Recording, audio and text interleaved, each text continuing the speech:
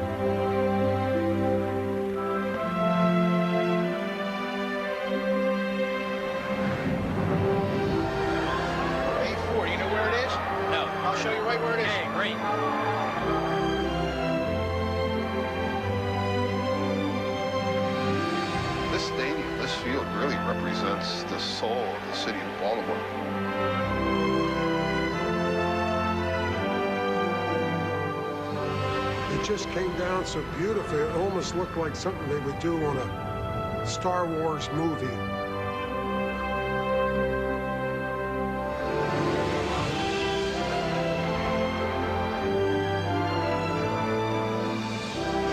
Every day that we're here, people stop and take pictures.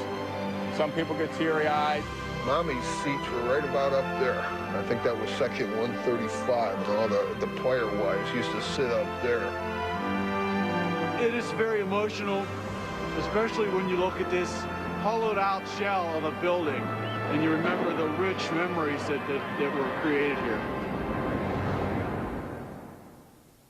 Since the end of the 2000 season, 2 NFL landmarks have become lost treasures.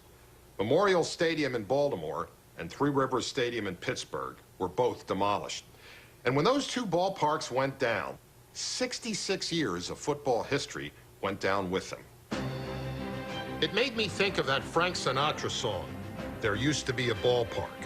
I know the song's about baseball, but really it's about the emotional connection of a town and its team, whatever the sport. At the heart of that connection is the ballpark. And I can't think of many places where the heart beats stronger or louder than Three Rivers Stadium and Memorial Stadium. They called Memorial Stadium the world's largest outdoor insane asylum. It was an old-fashioned ballpark where the fans were close to the action, and that feeling of closeness carried over to the players. Baltimore Memorial Stadium. Yeah, that was a homey kind of place. People seemed to enjoy going to the games, and they had their old friends, and they talked. And it was like a college atmosphere. At Memorial Stadium, even the vendors dressed in team colors. I'd never seen that before. And the ushers were the most courteous in the league. Hey, Ford, you know where it is? No. I'll show you right where it is. Hey, great. Be careful of the court.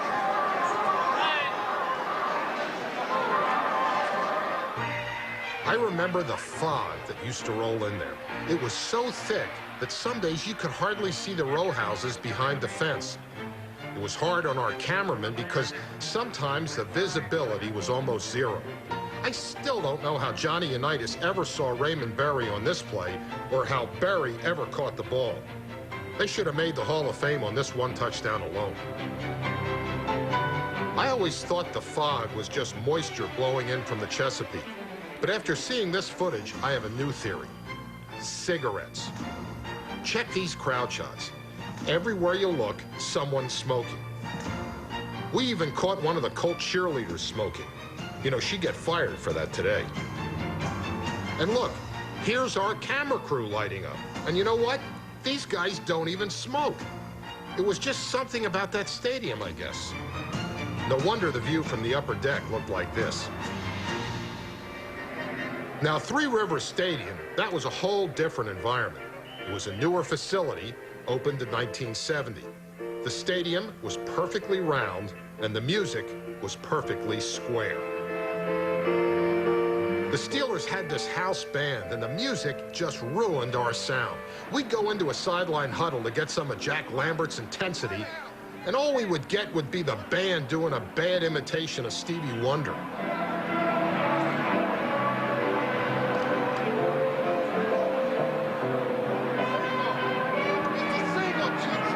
But those are the things that gave each stadium its character, like the tiny locker rooms in Baltimore. It's hard for me to believe they're gone now. But if the memory of these two stadiums is all that remains, it remains something very special. We have revived the terrible towel which carried them all the way in '75. The terrible towel imputes great strength to the Steelers and, if need be, poses mysterious difficulties for the enemy. Come on, get them hot, nice and hot over here. Take them inside. Memorial Stadium was located in a row house neighborhood of Baltimore, so a lot of people just walked to the games. You couldn't get lost. All you had to do was follow the scent of crab cakes, and you'd find the grand old lady of 33rd Street. The first Colts game was played here in 1947, and some of the NFL's greatest dramas unfolded on this field. In 1998, I toured the old ballpark with two men who helped write its history, Tom Matte and Lenny Moore. Tom, you were explaining that the field curved up here or something? Well, Jimmy would go down the hill, and then all of a sudden he'd make that catch in the corner of the end zone right here. over here is Orr's Corner. Orrsville, Right and he'd just slide up there and then slide back down. I don't think it'll ever happen again, Steve. I don't think it'll ever happen. The kind of camaraderie that the fans and the players had, it was a very special time here. Yeah. The stadium had been empty for a year, and it was sad to see it falling apart. It was especially emotional for Lenny, who feels the stadium's importance extends far beyond the playing field. In the community of Baltimore, a lot of things changed, and I think a lot of that was due to what took place right here in the stadium. It was like a meeting place, because here in Baltimore, things weren't the best when I came here. You know, sort of a divide. Blacks over here, whites over here, and this kind of thing. And in this stadium, I think, was a catalyst for bringing people together. This stadium, this field really represents the soul of the city of Baltimore. This was the one place of common ground. And I think unlike stadiums today, here everybody had to wait in the same line for the same urinal. You bought from the same hot dog vendor. Stadiums today, they're very class-centric. You've got sky boxes, club seats, and then you go down to the end zone. So it really was common ground, and I think what the history of this stadium, both with the Colts and the Orioles, it created a venue for civic pride. The Colts and the Orioles provided the common ground for both CEOs and cabbies to have something to talk about, black and white, rich and poor. And this was the context where all people came together. Joe Ehrman experienced firsthand the coming together of the Baltimore fans. Now that's Joe in the middle of a wild celebration after the Colts clinched the AFC Eastern title in 1975. When I think about the Baltimore Colts fans, that's what I remember. I remember a wonderful cross-section of blue-collar workers and corporate executives, young people, old people, all joined as one, cheering for the Colts and having a ball. I remember they had this cheerleader, this one guy who would spell out C-O-L-T, you know, and he'd make himself into an S, and he used to get up on the ledge and do that Colts cheer 50 times a game. The big wheel and the spoke were just two regular guys who one day in 1975 jumped up and led a cheer that made them famous. You hear all the team talk about the crowd enthusiasm. The crowd does a good job, but there's some people that sit there and they're afraid to cheer because of the way they are. And we feel that, you know, we get these people going. You know, and when we get them going, you've heard of that here today, right? And we get them all going. Memorial Stadium only cost $5 million to build, so it was a no-frills kind of a place. It sat 57,000 fans, none of them comfortably. The old wooden bleachers helped one enterprising lady make a lot of money during football season. Stadium seats. Watch the game in comfort. Stadium seats. Get your stadium seats right here. Keep the splinters out. Keep the splinters out. Stadium seats right here.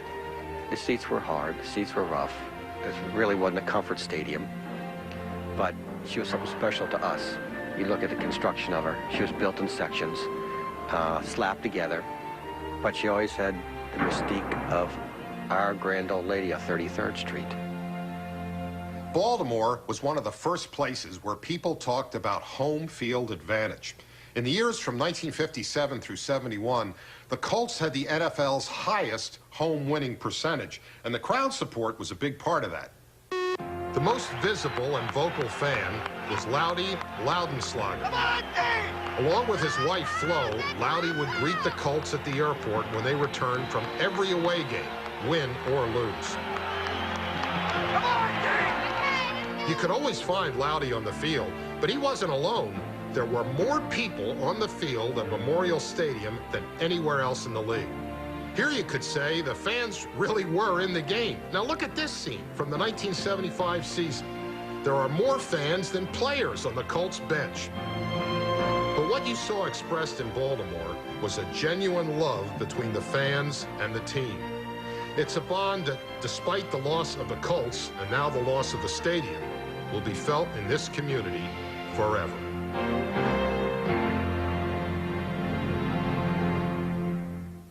I didn't like these new stadiums at all. They just seemed cold and impersonal. But the Pittsburgh fans brought this place to life. The city was so starved for a winner that when the Steelers finally got on track in the 1970s, the fans went wild. In their first 10 seasons here, the Steelers had a winning percentage of .841, and the fans developed a reputation that was almost as intimidating as the Steel Curtain defense. When you have fans who can brave a January ice storm wearing only a terrible towel, well, that's enough to psych out any opponent. In Baltimore, we talked about how the fans pulled together as one community. Well, in Pittsburgh, it was a little different. There were dozens of fan clubs for individual players, and in a way, it mirrored the ethnic diversity of Pittsburgh. This was the Jack Ham fan club. Dobra Shunka means great ham in Polish. This was my favorite, the Dwight White fan club. They were simply known as Dwight's Whites. But the biggest fan club was Franco Harris's Italian Army. Franco was the son of an African-American father and an Italian mother, and his success in Pittsburgh brought together a real mixed bag of supporters. We started with the Kansas City game. The thing spread all over the country. It had a UPI story on it, and now we're moving. Now we got troops all over the place. How many people in the whole army altogether? About 40,000 so far now. We got 40 flags with 40,000 troops. We're tough. We're tough. Everywhere you looked in Pittsburgh, there was someone waving an Italian flag. Look at this guy. For him, every game was an Army-Navy game. Even Frank Sinatra enlisted in Franco's army. And just so they wouldn't feel left out, there was a Jewish branch of the Army as well. It seemed like every Steeler had his own fan club. It was probably the only team in history where even the offensive linemen had fan clubs. But one player who didn't have a fan club was Ben McGee, number 60. He's the forgotten member of the original Steel Curtain. They didn't know me. They would ask me, who is Ben McGee?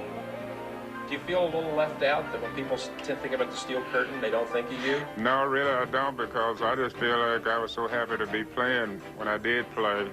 And I really can't help what people say or what they do. I just know I had a good season, and I was really happy to have the season I did. McGee was one of the few veterans retained by Chuck Noll when he took over as coach in 1969. See Joe, Ben McGee. When the Steelers finally made it to the playoffs in '72, Ben was in his 9th season and playing on a bad knee. On the day of the Steelers' first playoff game against Oakland, Ben had already decided to retire. I walked in the stadium that morning. I had thought about it all that night, and I walked in the stadium, and I sit on my locker, and I said, "Oh, go up and tell Coach Chuck Noll that this is my last game." So, when the Raiders go ahead, and there's 30 seconds to go, you're looking at the clock figuring it's over, right? Yeah, what I did, believe it or not, when the Raiders were ahead, I believe I had to pull my pads off because I knew the game was over then. And then when Franco Harris caught that pass just before it hit the carpet and went in, I said to myself, I got one more to go. The immaculate reception extended Ben McGee's career by one game. The following week, the Steelers lost to Miami, and Ben took off his pads for good. He retired to a career in college coaching, and he watched as just 2 years later, his old team won the first of its 4 Super Bowls. Was there any part of you that said, I made a mistake, I should have... No, I didn't think of it that way. I was so glad to see them win it, but I'd never said that I wished I was there, you know, because at that time my knee was hurting me so bad, and I figured it was time for me to get out.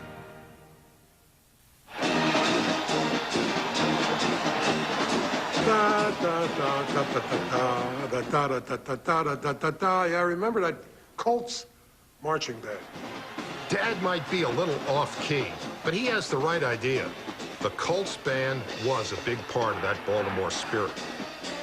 At the stadium, when you come out of the tunnel, they had the bands, cheerleaders lined out, and you ran out, and they played that Colts song, and it really pumped me up. I ran out of there 13, 14 years, I don't know how many times, but the enthusiasm, if I felt bad as soon as I got out there and I heard the crowd and I heard the band, it picked me up. It put me where I should be. The band was founded for the original Colts, the All-American Conference Colts of 1947. The band actually stayed together and continued to perform in the 11 years when there was no football in Baltimore. The band played at games in other NFL cities and kept the spirit of Baltimore football alive until the Ravens filled the void in 1996. The band is now known as the Marching Ravens, but in its heart, it will always be the Colts band. The band became, I feel, the musical heart of this team. They were your dentists. They were your doctors. We've had a priest at one time, helicopter pilots, housewives, insurance salesmen, hot dog vendors. You name it, we've had it. We even have a gentleman who was played for the Russian Air Force marching band. So it's like a family. You join together, you become part of the family. An NFL Films cameraman named Dave Ryan was part of the Colts band, too. It really was like a family, especially for John Zeman. In 1969, John met a Colts cheerleader named Charlene Wills and married her. My wife became the flag line instructor eventually. At the same time, she was, with birth with my son, Christopher, with child. And we had an exhibition game on a Friday night, and her water started to break right at the stadium. So we had to get her out of there real fast, and he was born the next day. So my son almost was born right on 33rd Street. John Zeman's house is a shrine to Baltimore sports history. You walk through his basement, and it's like being back in Memorial Stadium.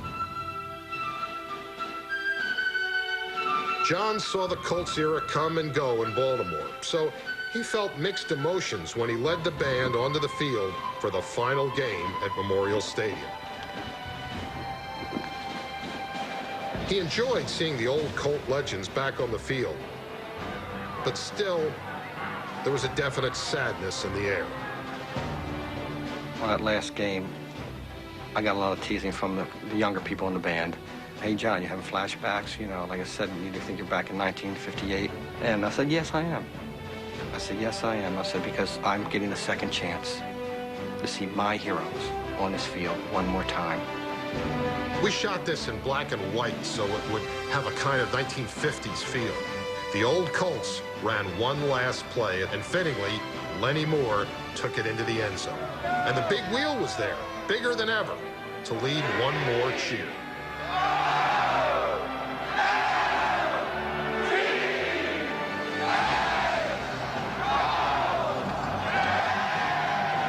When the ceremony ended, it seemed like no one wanted to leave. The former players stayed and posed for pictures. It was as if no one wanted to let go. The last people in the stadium were the band members, and when they left the field, John Zeman lagged behind. There's one time I made sure I was the last band member out of that stadium. I was going to be the last. And I walked out, with some of the members of the equipment crew, and I just said, okay, guys, go a few steps ahead of me. And they went through the gate, and I just turned around and said goodbye to her. That'd have been beautiful, that would have been special, man. In 1973, Sports Illustrated assigned a writer to spend an entire season with an NFL team. The writer was Roy Blount, Jr., and the team he chose was the Pittsburgh Steelers. One of many reasons I decided to spend a year with the Steelers of all NFL teams was that they had a quarterback named, you got that? It's my name. And as it turned out, Mel and I became very good friends, and at one point he would introduce me as his little brother. This is his jersey, and it's now a Hall of Fame jersey, and it's probably got some Raider blood on it somewhere. I hope so. The Steelers, to me, were sort of like the Mississippi River for Mark Twain. It really, I mean, it meant a lot to me, and I kind of got to know America in the Steeler locker room, I think. Roy documented his experience in a best-selling book entitled About 3 Bricks Shy of a Load. It was clear in his writing that he felt at home in the Steelers locker room, but that wasn't true at first. Yeah, I think when you first are around any kind of professional sports team, you're scared and intimidated, and there's just these big, huge guys, and especially when you're in the locker room, you don't really belong in there. I mean, you have a right to be there, but it's their locker room, and they've got all this bond, and they're all wearing the same clothes, and they're all twice as big as you are, and but you get to know them, and they are vulnerable and extremely vulnerable. When I was there, they were making not much. They might be making less money than I was. I mean, those guys making $20,000 a year playing, who were great players. I don't think there'll ever be that kind of scruffy, down-home sort of feeling amongst people who are enormously talented anymore. And the stadium was just sort of set that off. Maybe it was like having a whole lot of great, if you let a whole lot of great lovable mixed breed dogs from the pound out. If you put them into some sterile facility, you might appreciate the dogs even more. And it was a pretty sterile facility. It was, sort of metallic and round, perfectly round, and that didn't have much character. But it didn't need much character in Pittsburgh.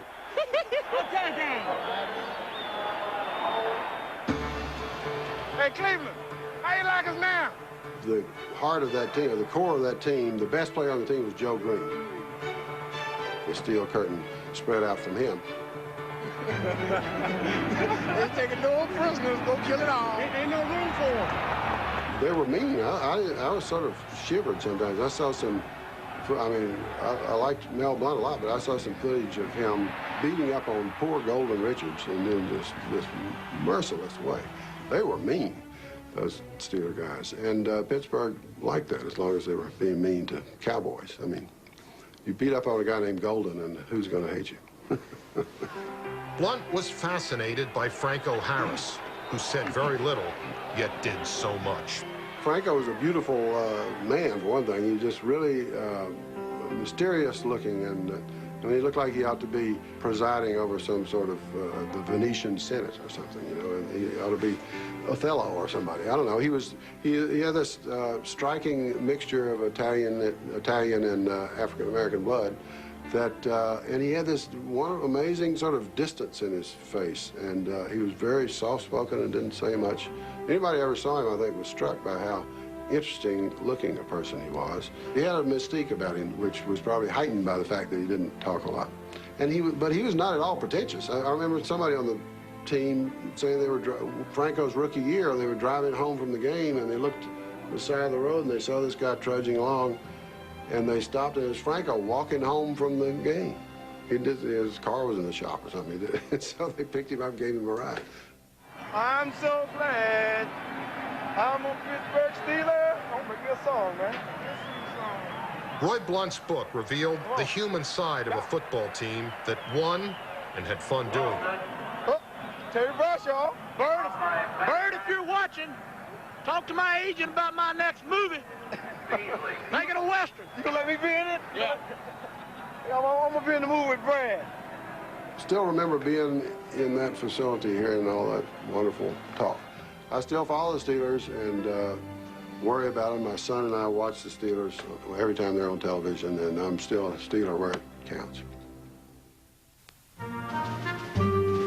In the 1970s, the Colts defensive line was known as the Looney Tunes, and Joe Ehrman, number 76, was the looniest tune of all. Let me ask you, you have the reputation, when we ask it around, you're one of the team clowns. You're one of the guys that keeps everybody loose and up, and yet you seem quite serious now. Is it getting down to that part of the season when you just have to be serious about it? Yeah, I think so. This is a serious game. Oh, yeah. You can see Joe is real serious before every game. Joe is just a fun-loving guy whose talent and personality helped the Colts go from worst to first in the AFC East. Beautiful. Keep it going. Got it. I'm too tired to talk. First time in my life. But by the time Joe's football career ended in 1981, he was a different person. He found religion and became a minister in Baltimore.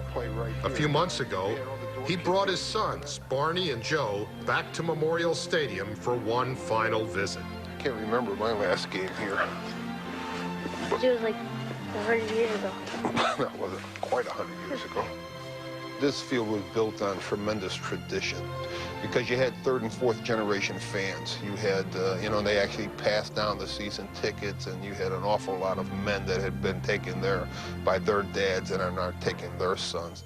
The Colts always left the field through the baseball dugout, and it looked like they were stepping down into a mine shaft. We wondered if 20 years later, Joe could still find his way through that dark, winding tunnel. All right, well, this is where we came out of, and let's go in here, and we'll go down here. No. There's a ton of water in there, and there used to always be water. Yeah, jeez. Well, we'll try another way. Wow, look at this. We found a passageway on the other side of the field, but it was still pretty treacherous. Our crew had only a small handheld light to find its way through the debris. Watch your nail. Watch your feet. See the nail, Joe? No one had ventured down here in years. It was a little spooky. We thought we had stumbled into our own Blair Witch project. But we were determined to find the Colts locker room. That would be the clubhouse room there. There's an old dryer where they used to do the towels. Yeah, here's the locker room right here.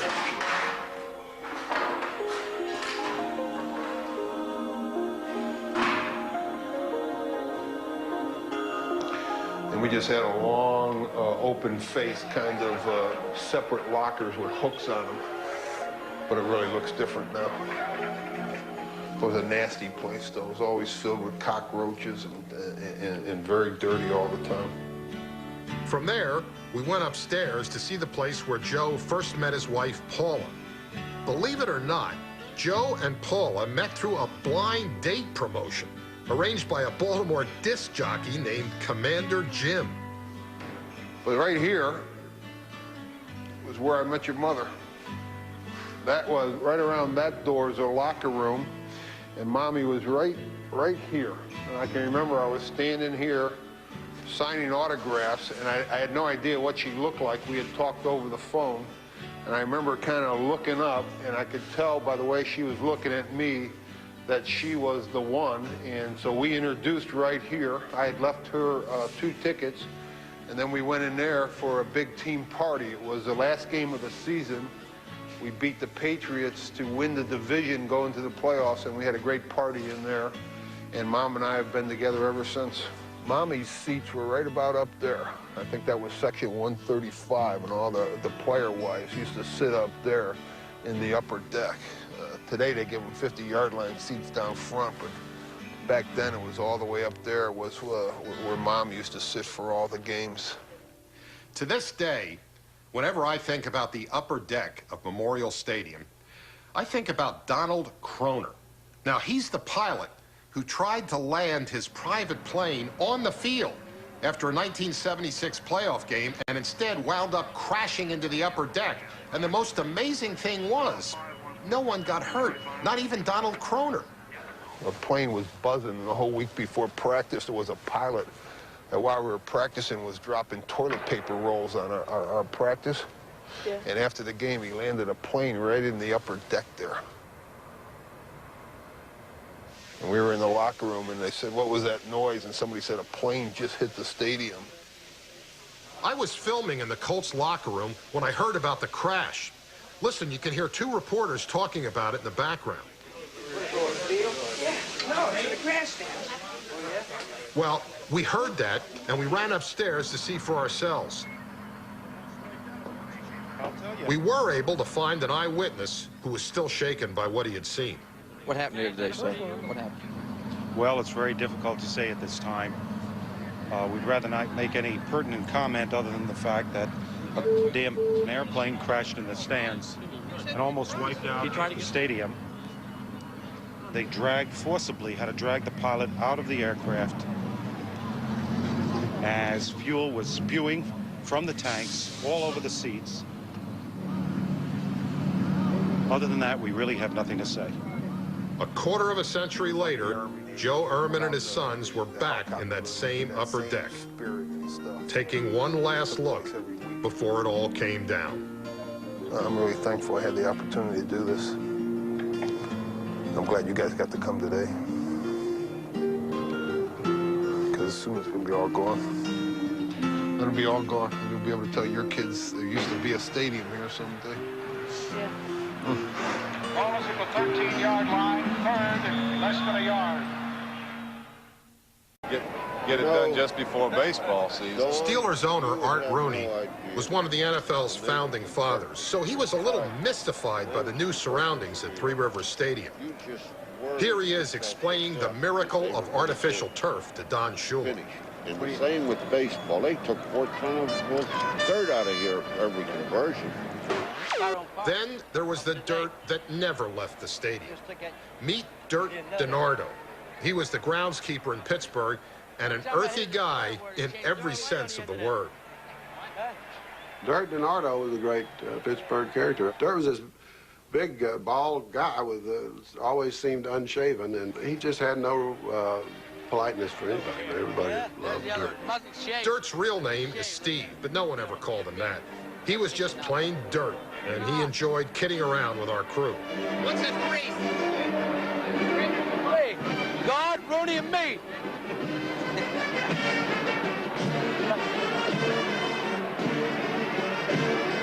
I just saw Italian flag. I had a bow. Dirt made one last visit to Three Rivers Stadium the day before the implosion. To see the stadium the way it is now, know it's coming down tomorrow. Well, just like someone got killed in their prime. They have a lot of records in this stadium. 5 Super Bowls, 4 they won, 2 World Series, won both of them, 20 playoff games, 250 rock shows, tractor pools, the Jehovah's Witness. You go on and on with this stadium. Dirt is now retired, but he's one of those guys you never forget. He'd walk right up to an opposing coach and he'd tell him, hey, you're doing a lousy job. And one of his favorite targets was John Madden. They tell us that we had to get off the field while they loosened up when they come into town. He said to me,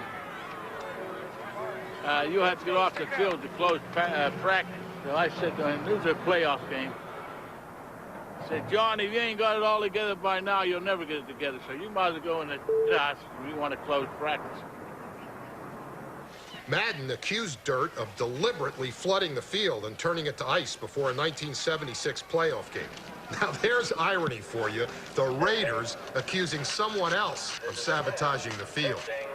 He said, what'd you do to me? Did you put a hose on this field? I said, no. I tried to explain to him. He wouldn't believe me anyway. But I said, it's the same for both teams. He said, no, it isn't. The Steelers run up the middle. We run around the end. He said, you're tying my guys up. They can't run on ice.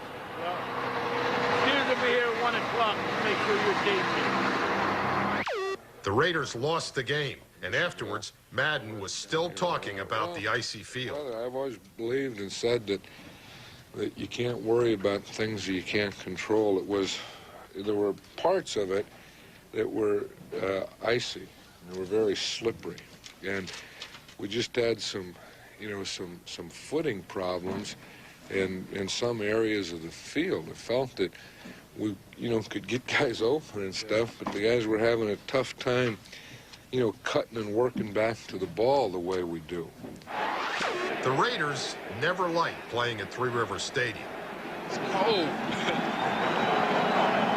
Really cold. The Steelers, of course, loved it.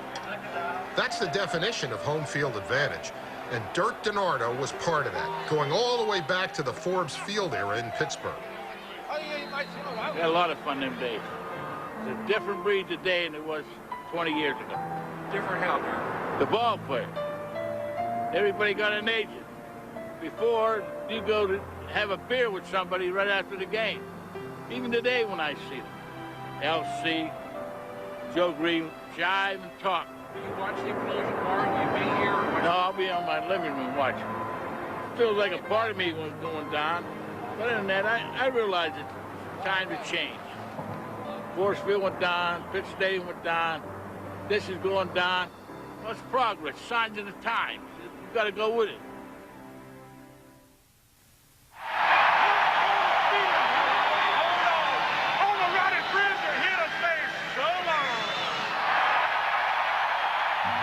The Steelers played their last game in Three Rivers Stadium on December 16th. It was a cold, rainy day, but the Steelers' big win over Washington left everyone with a warm feeling. This was special. I'm embracing the moment right now. Within the cheers of that sellout crowd was the echo of 14 division titles and 5 conference championships. It was hard after 30 years to have only one day to say both thank you and goodbye. After the game, the players took a final bow and paid their last respects.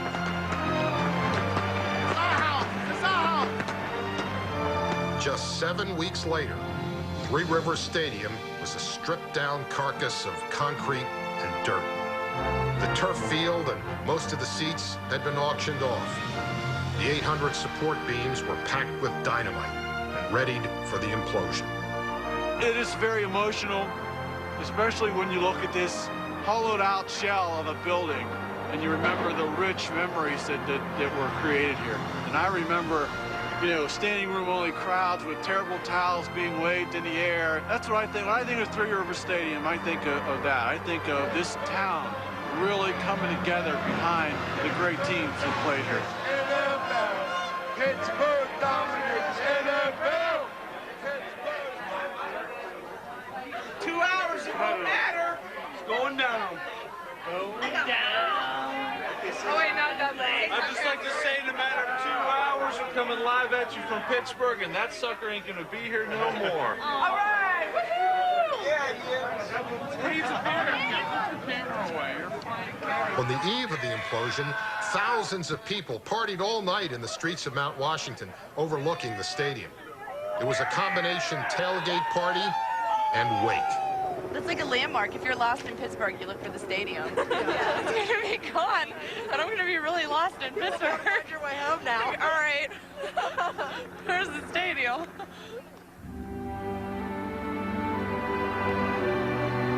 Sunday dawned clear, but bitterly cold. The temperature was 12 degrees, but the wind chill was 8 below zero.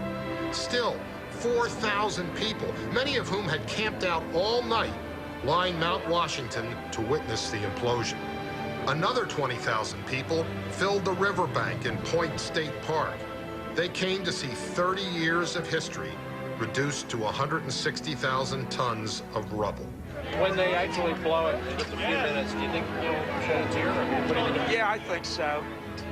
Yeah, just another wonderful thing that's now and that will soon be in the past, just in people's memories. At 8 a.m., the demolition engineers pushed a button and set off dozens of separate charges. 5,000 pounds of dynamite were detonated.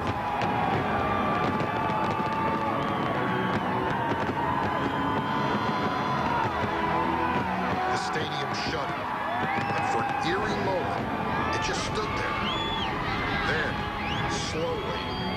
upper deck gave way and collapsed into the sections below.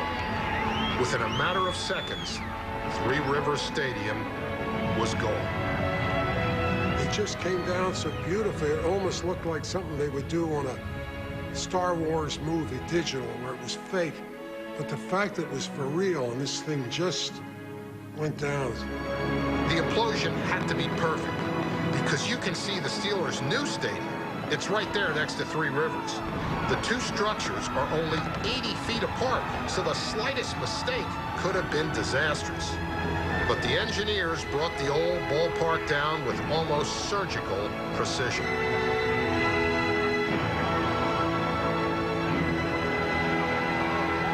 At first, the crowd cheered the implosion. But as the stadium fell and that huge cloud of dust drifted across the river, the cheers seemed to fade. Only now, it seemed, did the sense of loss really sink in. Honestly, I'm extremely disappointed because it was 3 seconds and 35 years of history was gone. I think December 16th, the Washington Redskins, when all the players came, we were down right in the front row. We got to shake everybody's hands. That's a memory that I never, ever forget, because that's the 70 Steelers, Jack Lambert, Franco Harris, Lynn Swan. That's a memory I'll cherish forever. Yeah, we're going to shake their hands. Every one of them. Were you brought up in this area, were you brought up in Penn Hills or Norton or around this area, you brought up like I was in the 60s and 70s, you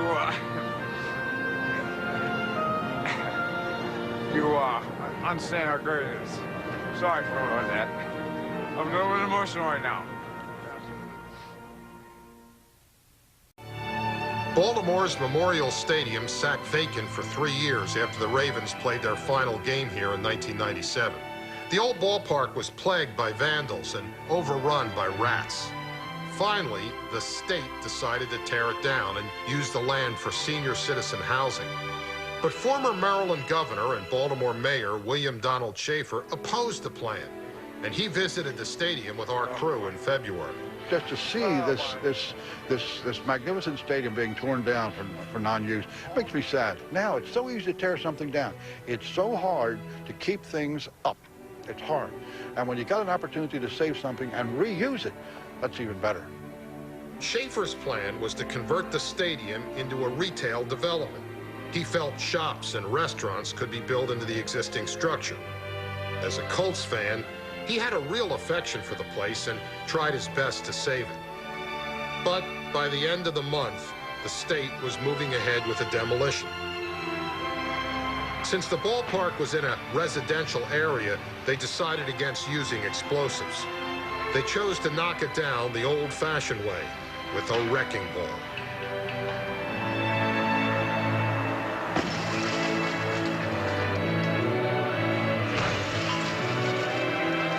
I grew up on Cold Spring Lane and York Road, which is about, I guess, a little less than a mile from here. I sat right there in the last section, in section 11, which was the 45-yard line. I was here to the very end during the good years with John Unitas. A lot of sentimentality here, a lot of memories. How hard is it to separate your own memories from the task at hand here? Well, when you're doing the job, you just try not to think about it. It just has to be a building that you're taking down. We have a contract. We have families to feed. It's our job. Every day that we're here, people stop and take pictures. Some people get teary-eyed. A lot of people ask questions. A lot of sentimentality here. A lot of memories. Does anybody say to you, don't you feel like a bad guy doing this? Not really. Not really. I guess they might think it, but they haven't said it. And I'm glad they don't. But the reality is, the old girl's tired. You know, we hit it with a ball, and it's just falling apart. The concrete's very thin. It's brittle. A lot of the reinforcing steel has become exposed to the weather over the years because of deteriorating concrete. It's showing a lot of deterioration. It's time. The preservationists, led by former Governor Schaefer, made a good point. They said the stadium was built as a memorial to the Maryland war veterans, and it was wrong to tear the whole thing down. The mayor of Baltimore agreed, and he promised a compromise. He said the familiar facade with the memorial inscription would be left standing, but the rest of the stadium would be leveled.